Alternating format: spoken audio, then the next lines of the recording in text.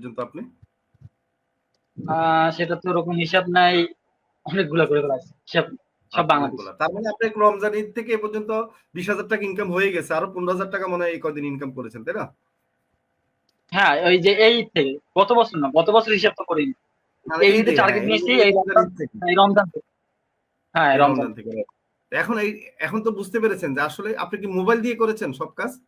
আপনার laptop computer কি হ্যাঁ, আছে? আমি মোবাইল, হ্যাঁ, আমি আমি যে সময় ফার্স্ট কাজ শুরু করি, সেই সময় জি, শুধু আমার একটা ভিভো সেট ছিল 232। আচ্ছা। জি, এখন জি। আমার ফোন দুইটা, ট্যাব একটা, পিসি একটা। ও আচ্ছা, আচ্ছা। Very good. এই টাকা কি আবার ইনকাম থেকে করেছেন নাকি বাড়তি কারো থেকে নিয়েছেন? না, আমি, হ্যাঁ, ফোন আমার নিজের টাকার কিনা, কিন্তু যে আচ্ছা, সময় আচ্ছা। আমার পিসি কিনছি সেটা ফ্যামিলি থেকে নিয়েছি। ও ফোন আমার, ফ্যামিলি থেকে ফোন নিয়েছেন। ফোন আচ্ছা। প্লাস নিজের ইনকামের টাকা দিয়ে। যে ইনস্ট্রুমেন্ট গুলো আছে সব আমার নিজের টাকা। জি, জি। আচ্ছা, আচ্ছা। Very good. যাক। এখন তো ভালো কাজ করে মজা লাগতেছে নাকি? হ্যাঁ, এখন কাজ করে মজা লাগতেছে। এখন ভাবতেছি ফাইবারে ঢুকবো, কারণ আমার ভোটার আইডি কার্ড ছিল না। এখন ফাইবার আচ্ছা, সম্পর্কে একটু নার্ভাস আছি, বা ফাইবারে গেলে তো আরো এক্সপার্ট হতে হয়, সেই জন্য হ্যাঁ। ফাইবারটা করতে পারতেছি। এখন আপনি বলেন যে বাসায় বসে কি 15-20,000 টাকা ইনকাম করা সম্ভব না 2-3 ঘন্টা সময় দিয়ে?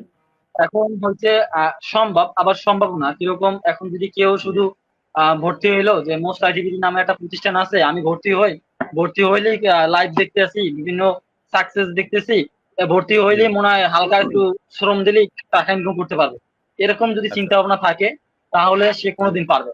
ভর্তি হয়ে যে যে প্র্যাকটিস গুলা দিবে, অবশ্যই হুম, প্র্যাকটিস গুলা করতে হবে। দরকার পড়লে ফ্রি করে দিবে, নিজে টাকা, আচ্ছা, প্রথম কোন টাকা নেওয়ার দরকার নেই, ফ্রি করে দেয়। একটা ভেরি এক্সপিরিয়েন্স গুড। আনেন, আপনি সব। মানে কাজের কিন্তু ওই যে এক্সপার্টটা করে রাইট।